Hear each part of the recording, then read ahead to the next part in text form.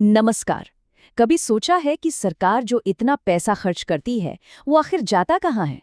आज हम सरकार के एक बहुत ही जरूरी दस्तावेज व्यय की रूपरेखा 2026-27 को समझने की कोशिश करेंगे। ये सिर्फ नंबरों का खेल नहीं है, बल्कि इससे पता चलता है कि हमारे देश की प्राथमिकताएं क्या हैं। तो चलिए पता लगाते हैं कि ये पैसा असल में जा कहाँ रहा है। तो आज हम क्या क्या देखने वाले हैं। सबसे पहले तो ये समझेंगे कि ये दस्तावेज आखिर है क्या। फिर देखेंगे कि सरकार का कुल खर्चा कितना है। जानेंगे कि बजट में क्या बड़े बदलाव हुए हैं, अगले साल खर्च की दिशा क्या रहने वाली है, और आखिर में कुछ बड़े मंत्रालयों के बजट पर भी एक नजर डालेंगे। तो सबसे पहला सवाल, ये व्यय की रूपरेखा आखिर होती क्या है? अगर इसे बिल्कुल आसान भाषा में समझें तो ये एक तरह का मास्टर डॉक्यूमेंट है। इसमें सरकार के सभी मंत्रालयों और विभागों के सारे खर्चे एक ही जगह पर दिखाए जाते हैं। इससे हमें एक क्लियर पिक्चर मिलती है कि देश की आर्थिक सेहत कैसी है और सरकार किन चीज़ों को सबसे ज़्यादा तवज्जो दे रही है। और देखिए, इसकी सबसे मज़ेदार बात यह है कि ये सिर्फ बोरिंग नंबर्स की लिस्ट नहीं है। ये हमें ये भी बताता है कि सरकार अपनी बड़ी बड़ी पॉलिसी प्रायोरिटीज़, जैसे कि महिला सशक्तिकरण, बच्चों का कल्याण या फिर नॉर्थ ईस्ट के विकास पर असल में कितना पैसा लगा रही है। मतलब ये पॉलिसी को आंकड़ों से जोड़ता है। तो चलिए अब आते हैं सबसे बड़े सवाल पर। सरकार का कुल खर्च आखिर है कितना? कोई अंदाजा लगा सकते हैं? चलिए देखते हैं, क्योंकि ये नंबर वाकई में बहुत बहुत बड़ा है। तो ये रहा नंबर 53 लाख करोड़ रुपए से भी ज्यादा। जरा सोचिए इस रकम के बारे में। ये हमारे देश की कुल जीडीपी का लगभग 15% है। जी हाँ, 53 लाख करोड़। तो सवाल अब ये है कि इतना सारा पैसा आखिर जाता कहाँ है? अच्छा, अगले साल के खर्च पर जाएं, उससे पहले एक चीज समझनी बहुत जरूरी है। वो ये कि बजट कोई पत्थर की लकीर नहीं होता।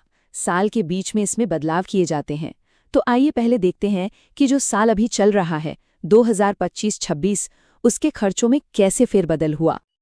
अब देखिए, 2025-26 के लिए शुरू में जो अंदाजा लगाया गया था साल के बीच में, उसमें थोड़ा बदलाव आया। कुल खर्च में करीब 1 लाख करोड़ रुपए की कमी की गई। पर इसका मतलब ये नहीं है कि हर जगह कटौती हुई। असल में सरकार ने अपनी प्रायोरिटीज को एडजस्ट किया। कहीं पर खर्च बढ़ाया तो कहीं पर घटाया।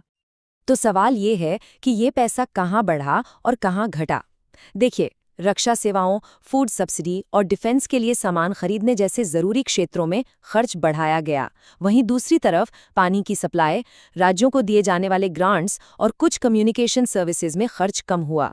इससे साफ पता चलता है कि साल के बीच में जरूरतें कैसे बदलीं। चलिए आप गुजरे साल की बात छोड़कर आगे देखते हैं।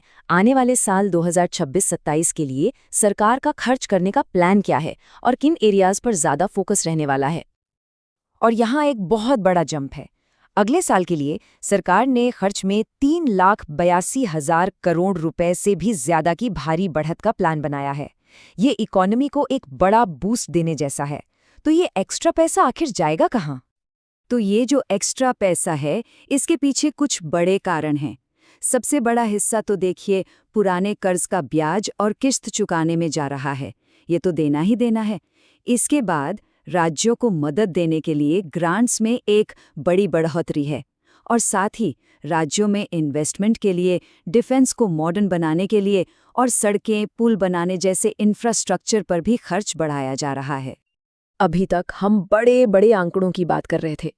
अब जरा देखते हैं कि ये पैसा अलग अलग मंत्रालयों में कैसे बंटता है। ये चार्ट देखिए, सरकार की टॉप प्रायोरिटीज बिल्कुल साफ कर देता है। सबसे ज्यादा पैसा डिफेंस के मॉडर्नाइजेशन पर खर्च हो रहा है, जो दिखाता है कि देश की बाहरी सुरक्षा पर कितना फोकस है। इसके ठीक बाद आता है आंतरिक सुरक्षा, यानी पुलिस, और फिर कृषि, जो हमारी फूड सिक्योरिटी के लिए बेहद जरूरी है। लेकिन एक मिनट, सारा खर्च एक जैसा नहीं होता। इसको समझना बहुत जरूरी है। खर्च को दो हिस्सों में बांटा जाता है। एक होता है रेवेन्यू और दूसरा कैपिटल। इसे ऐसे समझिए, रेवेन्यू खर्च घर के रोज के खर्चों जैसा है, जैसे राशन, बिजली का बिल, किराया। और कैपिटल खर्च मतलब एक नया घर खरीदना या बनाना, एक ऐसा इन्वेस्टमेंट जो लंबे समय तक काम आएगा। अब इसे समझने के लिए कृषि विभाग का उदाहरण लेते हैं। देखिए, इनके पूरे बजट का 99% से भी ज्यादा हिस्सा रेवेन्यू खर्च है, मतलब ये पैसा योजनाओं, सब्सिडी और सैलरी में चला जाता है, और दूसरी तरफ कैपिटल खर्च यानी भविष्य के लिए इन्वेस्टमेंट, जैसे नए गोदाम या सिंचाई के साधन बनाना, उसके लिए सिर्फ 110 करोड़ रुपए हैं। ये अंतर बताता है कि इस विभाग का फोकस अभी मौजूदा योजनाओं को चलाने पर है, न कि लॉन्ग टर्म इंफ्रास्ट्रक्चर बनाने पर। तो इन सारे आंकड़ों और बदलावों को देखकर मन में एक बड़ा सवाल आता है, ये जो बजट में बदलाव हो रहे हैं, इनसे देश के किस सेक्टर पर सबसे ज्यादा असर पड़ेगा? क्या वो इंफ्रास्ट्रक्चर होगा, सोशल वेलफेयर होगा, या फिर डिफेंस? ये एक ऐसा सवाल है जिस पर हम सबको सोचना चाहिए।